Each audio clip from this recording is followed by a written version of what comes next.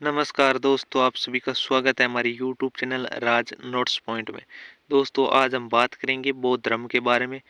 उससे पहले हमने जैन धर्म, सिंधु घाटी सभ्यता, वैदिक सभ्यता ये सारे टॉपिक कंप्लीट करवा दिए हैं। जियोग्राफी, वर्ल्ड जियोग्राफी वो भी कंप्लीट करवा दिए हैं। आप अलग से प्लेलिस्ट बनाई हुई है, वहाँ पर सारी वीडियो नोट्स के माध्यम से आप देख सकते हो।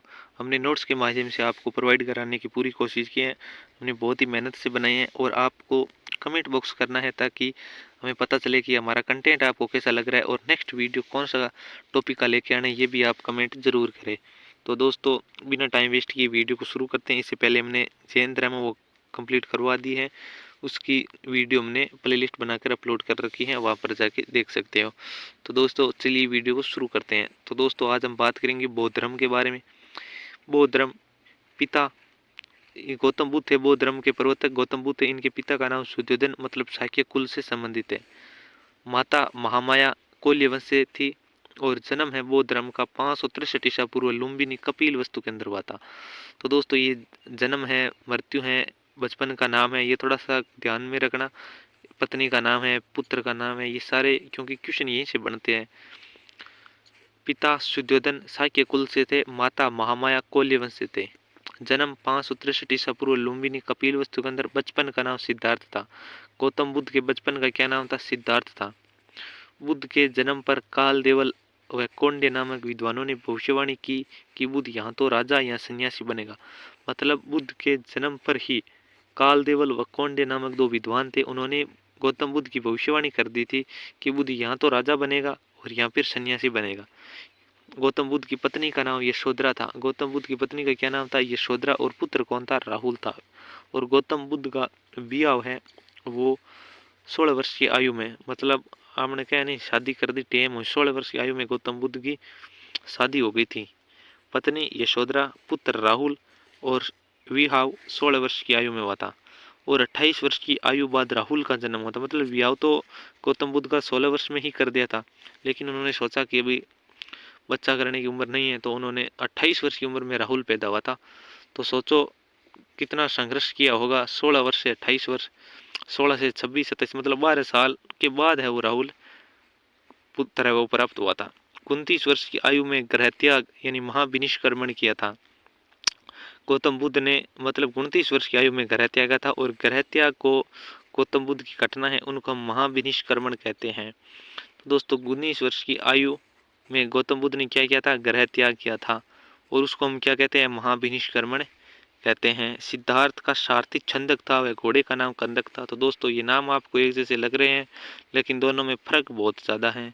सिद्धार्थ गौतम बुद्ध का सारथी का नाम छंदक था, वह घोड़े का नाम कंदक था। ग्रह त्याग व वैराग्य उत्पन्न होने के 4 कारण क्रमशः थे। मतलब गौतम बुद्ध ने ग्रह त्याग किया था, उसके ग्रह त्याग करने के क्या कारण थे? मतलब उन्होंने सबसे पहले एक जर्जर शरीर वाला वृद्ध व्यक्ति देखा था। मतलब एक उन्होंने बूढ़ा व्यक्ति देखा, ये समझो आप। उसके बाद उन्होंने एक रोगी व्यक्ति देखा, मतलब बीमार व्यक्ति को देखा। उसके बाद मृत व्यक्ति को देखा और बाद में एक प्रश्न मुद्रा में सन्यासी देखा। तो तब उन्होंने सोचा गौतम बुद्ध ने, क्योंकि ये सबसे सन्यासी है वो प्रश्न मुद्रा में बैठा है, तो इसके बाद गौतम बुद्ध ने सन्यासी का रूप वो लेने का प्रयास किया और उन्होंने ग्रह त्याग कर दिया था। आगे बात करते हैं वैराग्य उत्पन्न का वर्णन हमें कहाँ पर मिलता है? मजनिक निकाय के अंदर मिलता है। गौतम बुद्ध ने वैराग्य उत्पन्न का वर्णन हमें कहाँ पर मिलता है? मजनिक निकाय ग्रंथ के अंदर मिलता है। ग्रह त्याग के बाद प्रथम गुरु आलार कलाम थे। गौतम बुद्ध के ग्रह त्याग के बाद प्रथम गुरु कौन थे? आलार कलाम थे। तो इस चीज का थोड़ा ध्यान रखना। गौतम बुद्ध के प्रथम गुरु कौन थे? आलार कलाम थे। 6 वर्ष की कठोर तपस्या के बाद 35 वर्ष की आयु, मतलब 29 वर्ष की आयु में उन्होंने ग्रह त्याग कर दिया था। और 29 और 6 35 मतलब 35 वर्ष की आयु में निरंजना यानी पुन पुन उरुवेला बोध गया में वैशाख पूर्णिमा को वट वृक्ष पिंपल वृक्ष के नीचे ज्ञान प्राप्त हुआ था। मतलब गौतम बुद्ध है, उनको यहाँ से सेकंड ग्रेड का प्रश्न पूछा जा चुका है जो 7 सितंबर को हुआ था। तो थोड़ा ध्यान रखना, क्योंकि क्वेश्चन है वो कहीं से भी बन सकते हैं। हमने वो लाइन इंपॉर्टेंट है हमारे ने, हमने जो भी चीज़ें लिखी है ये समझो ये सारे क्वेश्चन बनने वाले हैं। और यहाँ से क्वेश्चन है वो 7 सितंबर 2025 को बन चुका है। तो थोड़ा ध्यान रखना। मतलब 6 वर्ष कठोर तपस्या के बाद 35 वर्ष की आयु में निर्जना पुन पुन में उर्वेला बोध गया में वैशाख पूर्णिमा को वट वृक्ष मतलब पिंपल वृक्ष के नीचे ज्ञान प्राप्त हुआ था। किसको? गौतम बुद्ध को। ज्ञान प्राप्ति को गौतम बुद्ध संबोधि कहते हैं। मतलब घर त्याग किया उसे तो हम महाविनिष्क्रमण भी कहते हैं। जब ज्ञान प्राप्त हुआ उसको हम कहते हैं सम्मोधि। उरुवेला से बुद्ध सारनाथ आए और वहां पर उन्होंने 5 ब्राह्मणों को अपना पहला उपदेश दिया, उसे हम धर्म चक्र प्रवर्तन कहते हैं। मतलब गौतम बुद्ध है, उन्हें ज्ञान प्राप्त हुआ था बोध गया के अंदर, और बोध गया से गौतम बुद्ध कहाँ आए थे? सारनाथ। और वहां पर उन्होंने 5 ब्राह्मणों को अपना उपदेश दिया, और वही उपदेश क्या कहलाते हैं? धर्म चक्र प्रवर्तन कहलाता है। उन्होंने अपने उपदेश पाली भाषा में दिए। गौतम बुद्ध ने अपने उपदेश है वो पाली भाषा में दिए थे, जबकि महावीर स्वामी ने वो अपने प्राकृत भाषा के अंदर दिए। थोड़ा सा ध्यान रखना, क्योंकि ये भाषा है आपके मेरे हिसाब से लहर जानता अंतिम समय में आपकी मिक्स हो जाती है, थोड़ा ध्यान रखना। गौतम बुद्ध ने अपने उपदेश पाली भाषा में दिए थे। सर्वाधिक उपदेश गौतम बुद्ध ने कहाँ पर दिए थे? श्रावस्ती के अंदर दिए थे। गौतम बुद्ध ने सर्वाधिक उपदेश है वो श्रावस्ती में दिए थे। 80 वर्ष की आयु में, मतलब 483 ईसा पूर्व में कुशीनारा में मृत्यु हो गई थी, उसे हम कहते हैं महापरिनिर्वाण भी कहते हैं। गौतम बुद्ध की 80 वर्ष की आयु में, गौतम बुद्ध की 80 वर्ष की आयु में 483 ईसा पूर्व कुशीनारा में मृत्यु हो गई थी, उसे हम कहते हैं महापरिनिर्वाण कहते हैं। बुद्ध की सर्वाधिक मूर्तियां गांधार शैली में बनी हुई हैं, और इस शैली पर यूनानी शासकों, इंडो ग्रीक, हिंदी यवन शासकों का प्रभाव है। मतलब बुद्ध की सर्वाधिक मूर्तियां हैं वो गांधार शैली में बनी हुई है, और यहाँ पर उन्होंने इंडो ग्रीक, हिंदी यवन शासकों का प्रभाव है। बुद्ध की पहली मूर्ति मथुरा शैली में बनी है, मतलब सर्वाधिक है वो गांधार शैली के अंदर बनी हुई है, लेकिन जो उनकी बुद्ध की पहली मूर्ति है वो मथुरा शैली में बनी थी। अब बात करते हैं बौद्ध संघ के बारे में। बौद्ध संघ की स्थापना गौतम बुद्ध ने की थी। आनंद के कहने पर गौतम बुद्ध ने महिलाओं को भी संघ में प्रवेश दिया था। मतलब किसके कहने पर बुद्ध ने महिलाओं को भी संघ में आने का प्रवेश दिया? तो आनंद के कहने पर। कुछ हमारी लाइनें हैं जो इम्पोर्टेंट लग रही थी तो हमने बाद में ऐड किए हैं। तो मतलब बौद्ध धर्म में संघ में प्रवेश को उपसंपदा कहते हैं। बुद्ध ने अंतिम उपदेश सुभद्र को दिया था, और बुद्ध ने पहले उपदेश सारनाथ में तपस्वी व बलि को दिए थे। आगे बात करते हैं कि संघ में प्रवेश पाने वाली पहली महिला कौन थी? प्रजापति गौतमी थी। मतलब संघ में पहली प्रवेश पाने वाली महिला कौन थी? प्रजापति गौतमी। बुद्ध ने पहली बार महिलाओं को संघ में अनुमति वैशाली में प्रदान की थी। मतलब सर्वाधिक उपदेश तो सारनाथ में दिए थे, और लेकिन बुद्ध में पहली बार महिलाओं को संघ में अनुमति वैशाली में प्रदान की थी। बौद्ध धर्म के सिद्धांत के बारे में बात करते हैं।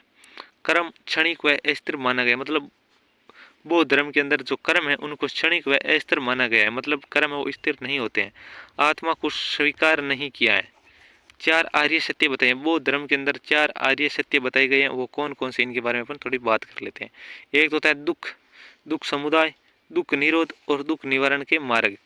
तो दोस्तों आप ना इन चारों को कर्म से याद करना, ऐसे मत याद कर लेना जैसे दुख पहले दे दिया निरोध बाद में, नहीं। पहले दुख, फिर दुख समुदाय, फिर दुख निरोध और फिर दुख निवारण मार्ग बताए गए। और दुख निवारण का मार्ग है वो अष्टांगिक बताए गए। अष्टांगिक मार्ग को मध्यम या मध्य निकाय मार्ग भी कहते हैं। नोट, मीरा व गौतम बुद्ध दोनों ने जीवन को दुखपूर्ण माना है। मतलब मीरा और गौतम बुद्ध उन दोनों ने जीवन को क्या माना है? दुखपूर्ण माना है। चौथे आर्य सत्य के लिए, मतलब चौथे आर्य सत्य कौन सा हुआ? दुख निवारण मार्ग। इसके लिए क्या बताया है? अष्टांगिक मार्ग बताया है। मतलब अगर दुख का निवारण करना है तो आपको अष्टांगिक मार्ग बताए गए हैं, उनके अनुसार आपको कार्य करना होगा। अष्टांगिक मार्ग को मध्य मार्ग या मध्यम मार्ग भी कहते हैं। आगे बात करते हैं प्रतीत्य समुत्पाद कारणता का सिद्धांत।